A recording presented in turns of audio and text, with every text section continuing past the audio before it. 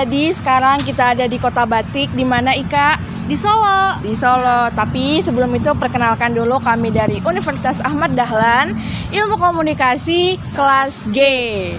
Nah, jadi kita ada tugas nih, tugas UAS. Tugasnya apa ya?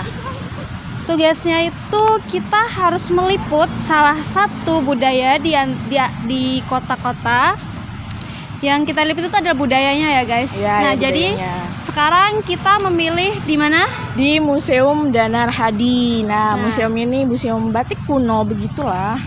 Nah, Museum Batik Danar Hadi ini mengisahkan sejarah batik melalui jalinan warna dan motif yang terwujud dalam helai-helai kain batik yang indah. Nah, di museum ini tersaji ada 1000 helai-helai batik kuno hingga batik kontemporer yang masih coraknya dan kehalusannya akan memukau mata pengunjung. Yes, betul sekali. Untuk selengkapnya bisa dilihat videonya ya, ditonton sampai habis. Di sini untuk perkenalan museum ini adalah museum swasta atau museum pribadi milik Pak Santoso Dullah.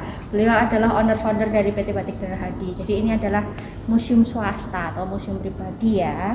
Kemudian untuk museum ini sendiri dibuka pada tanggal 20 Oktober tahun 2000 oleh Ibu Megawati Soekarno Putri yang pada waktu itu menjabat sebagai wakil presiden. Untuk koleksi yang ada di museum ini kita punya 1253 lembar kain batik. Ruang pertama di sini kita punya ruang batik keraton karena yang kita percayai bahwa kain batik itu awal mulanya dibuat dan berkembang di dalam tembok keraton. Yang kita maksud keraton di sini adalah Keraton Mataram Islam. Iya. Yang sudah terpecah menjadi 4 bagian, yaitu ada Kasunanan Kasultanan, Pura Mangkunegaran dan juga Pura Pakualaman. Nah, lalu kalau untuk ciri khas yang lain, Solo atau Kasunanan Surakarta itu mempunyai detail motif yang sangat kecil-kecil atau sangat rapi sekali. Jadi titik-titiknya banyak, detail-detailnya banyak gitu. Iya. Nah, sebenarnya juga kalau kain batik ini ada pengaruh dari Hindu. Kenapa kok Hindu? Karena dulu itu kan Indonesia ya, itu kan yang paling kuat adalah agama Hindunya yang masih dipengaruhi. Jadi ini juga sama kayak gitu. Jadi warna yang dipakai itu warna coklat, warna hitam sama warna putih aja. Nah, ini karena 3 warna ini sebenarnya adalah simbol-simbol dari dewa-dewanya agama Hindu. Coklat itu Brahma, hitam itu Siwa, putihnya Wisnu. Jadi kalau untuk ciri khasnya dari Jogja itu sendiri, motif dia lebih besar-besar, warnanya lebih banyak didominasi warna putih. Beda sama Solo. Solo tadi kan warnanya agak gelap toh. Coklat gitu ya. Coklat. Kalau ini lebih cerah lagi. Kalau Mangkunegaran ini ya punya ciri khas batiknya sendiri. Karena di Mangkunegaran ini sudah ada pengaruh dari Belanda atau dari Eropa. Di tahun 1757 itu kira-kira Solo mempunyai Mangkunegaran ini. Nah, di sini untuk ciri khasnya contohnya itu bisa dilihat dari logonya Mangkunegaran. M ya. MN. Sudah digambarkan dengan huruf kapital lagi toh, bukan lagi pakai huruf Jawa. Kemudian motif-motif yang lain contohnya adalah buket bunga. Kemudian ada gambar hewan yang sudah utuh badannya kayak gitu. Ya lebih ke Eropa. Lanjut lagi ruang ketiga dari sebelah sini. Nah, kalau ruang ketiga ini ada mini proses atau cara pembuatan satu buah kain batik. Iya. Jadi untuk proses pembuatan ini sendiri ini kita taruh namanya proses batik pedalaman. Jadi kalau yang di Indonesia itu kan ada 2 jenis dari kain batik. Satu namanya pedalaman, kedua namanya pesisiran. Iya. Jadi pedalaman itu yang awal mulanya muncul dan berkembang di dalam tembok keraton. Kalau yang kedua pesisir itu yang awal mulanya muncul dan berkembang di pesisir utara Pulau Jawa. Nah, ini ada batik Belanda. Batik Belanda ini yang dibuat atau diproduksi di tahun 1840 sampai dengan tahun 1910. Ini kain-kainnya adalah kain-kain custom. Ya, jadi dari orang Indo-Belanda, mereka custom ke orang pribumi atau orang Indonesia untuk dibuatkan satu buah kain batik atau produk kain batik.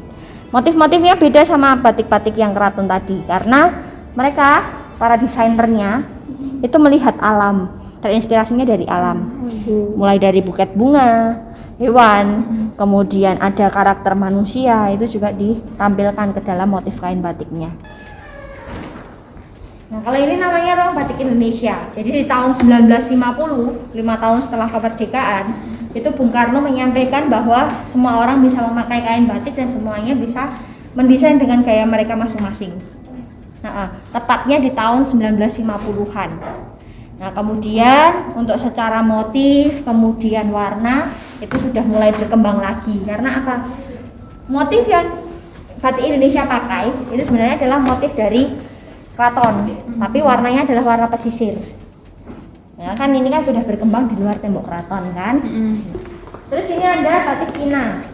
Jadi batik Cina itu sendiri sebenarnya adalah kain-kain batik yang dipengaruhi oleh budaya Cina atau budayanya orang-orang Tionghoa ya, yang tinggalnya di pesisir utara Pulau Jawa. Tapi kalau perbedaan antara batik Belanda sama batik Cina itu sebenarnya sangat tipis ya perbedaannya. Jadi kalau bedanya itu orang Belanda itu mereka order ke orang pribumi untuk dibuatkan satu buah kain batik. Nah, kalau ini enggak. Kadang kalau untuk keluarga Cina ini sendiri mereka mau untuk memproduksi sendiri. Jadi mereka handle prosesnya sendiri. Makanya untuk hasilnya ini berbeda. Kadang lebih banyak detail-detail motif batik Cina daripada yang Belanda Berarti tadi. kebaya tuh batik Cina ya, Mbak? Kebaya. Oh, kalau kebaya itu sebenarnya di Jawa belum ada. Jadi zamannya keraton itu cuma pakainya kemben sama jarian tok. Jadi ini sebelum 1910, jadi sebelum era-eranya batik Cina, itu kan batik Belanda toh. Nah, batik Belanda itu kan berhenti di tahun 1910 tuh. Nah, selanjutnya dilanjutkan lagi sama ini, Cina atau orang-orang peranakan Cina Indonesia. Nah, sebelum tahun 1910 artinya masih ada batik Belanda, mereka juga sudah buat kain batik sebenarnya, tapi motif-motifnya kemudian fungsinya itu berbeda. Kalau orang-orang Cina dulu atau keturunan Cina dulu sebelum tahun 1910 artinya masih dalam batik Belanda tadi, eranya batik Belanda, mereka buat kain batik itu untuk kayak gini, pakai untuk sembahyang lah, taplak meja lah, kemudian dipakai juga untuk sebagai bendera penanda atau namanya umbul-umbul kayak gitu. Motifnya juga bisa dilihat di sini. Ada naga, kemudian ada phoenix, iya, ada dewa-dewanya orang keturunan Tionghoa, iya. Kalau yang sini kayak barong itu namanya kilin. Kilin itu anjing berkepala singa.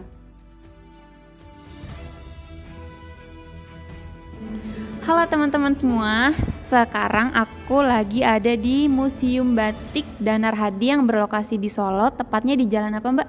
Jalan Slamet Riyadi nomor 261 Surakarta. Nah, jadi di sini aku udah sama Mbak Mutiara. Jadi Mbak Mutiara ini merupakan salah satu tour guide yang ngarahin kita dan ngejelasin tentang jenis-jenis batik yang ada di Museum Danar Hadi. Nah, sempat dijelasin juga tadi di dalam, cuman masih ada pertanyaan yang bakal aku tanyain dan bakal jelasin ke kalian semua. Jadi kan ini museum batik swasta ya Mbak, tadi Mbak bilang.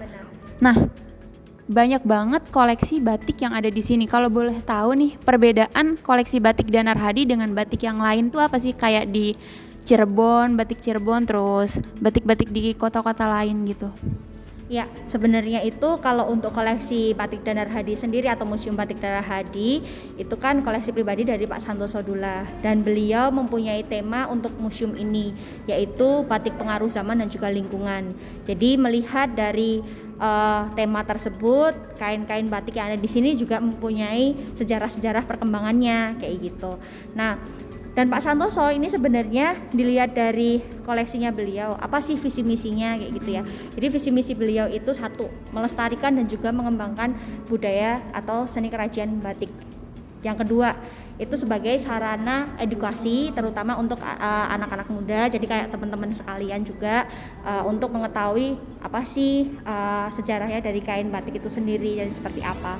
Dan yang ketiga sebagai destinasi wisata di Kota Solo kayak gitu. Yang terlengkap dan juga terbanyak mungkin di Asia Tenggara, mungkin di dunia kali ya kayak gitu. Oh, salah satunya ini batik Danar Hadi. Batik Danar Hadi, keren banget. Batik Danar Hadi jumlahnya aja yang di sini itu baru 10%-nya aja. Kurang lebih ada 1253 lembar kain batik. 1253 dan ini baru 10%-nya. 10% Wow, berarti banyak banget. Dan sisanya itu ada di mana? Di rumah beliau, Pak Oh, Santoso. di rumahnya Pak Santoso. Oke. Terus nih pertanyaan yang kedua, jenis koleksi batik yang ada di Museum Danar Hadi ini apa aja sih, Mbak? Ya, jadi dimulai dari ruangan pertama ya, kita udah tadi tour. Jadi yang pertama itu ada ruang batik keraton, yang di sana ada koleksi-koleksi dari Keraton Solo, Jogja maupun dua puro yaitu Mangkunegaran sama Pakualaman. Kemudian masuk lagi ke ruangan yang kedua dari produk-produknya Danar Hadi atau ruang batik Danar Hadi. Kemudian masuk lagi ke ruang batik Belanda namanya, itu yang berkembang di era penjajahannya Belanda. Kemudian bergeser lagi ke ruang batik Indonesia, itu di sekitar tahun 1950-an. Kemudian masuk ke ruang batik namanya Sogan Genes, dan juga batik Cina selanjutnya, itu yang berkembang di zaman-zamannya atau peranakan kayak gitu di pesisir utara Pulau Jawa. Sudah tahun 1920-an lah ya. Iya, sama yang terakhir itu lagi satu lagi namanya batik pengaruh keraton. Oh, ya, yang tadi sempat gitu. di dalam itu yang dilihatin Di Mbak ya? gitu. Benar. Terus ini tahun berdirinya Museum Danar Hadi itu dari tahun berapa sih, Mbak? Sebenarnya kalau untuk museum ini itu resmi dibuka pada tanggal 20 Oktober tahun 2000 oleh Ibu Megawati Soekarno Putri, yang pada waktu itu beliau menjabat sebagai wakil presiden. Seperti itu. Oke, terus pertanyaan terakhir nih untuk Mbak Mutiara. Iya.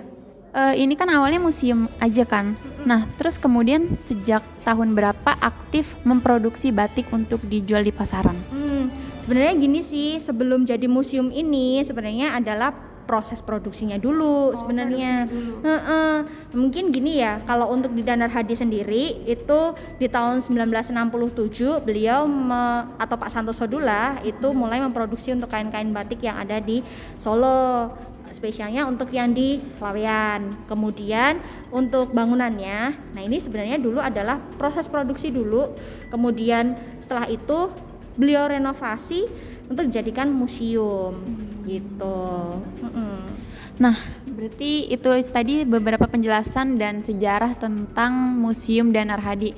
Nah, bagi teman-teman yang penasaran atau pengen lihat-lihat gimana sih museum sejarah batik di sini, mulai dari batik Keraton Jogja dan Keraton Surakarta, kalian bisa datang langsung ke Museum Danar Hadi yang ada di Solo, Jalan Slamet Riyadi, Slamet Riyadi, nomor 261 Surakarta. Nah, jangan lupa mampir ya teman-teman. Nah, untuk Mbak Mutiara, terima kasih sudah memandu kita semua. Kita dapat banyak banget ilmu di sini, banyak banget pengalaman. Jadi tambah pengetahuan juga, ternyata batik tuh ada sebanyak itu gitu. Nah, kalau gitu cukup sampai sini teman-teman. Terima kasih yang udah nonton. Jangan lupa like, komen, dan subscribe. Dadah. Nah, itu tadi barusan ulasan mengenai budaya-budaya batik yang ada di Museum Danar Hadi yang tadi dijelasin sama tour guide-nya, juga beberapa video-video yang kami tayangkan tentang apa ya tadi yang ada di situ ya. Mungkin capnya atau bentuk-bentuk batiknya, dan ada juga wawancara sama salah satu tour guide-nya yang ada di museum tadi.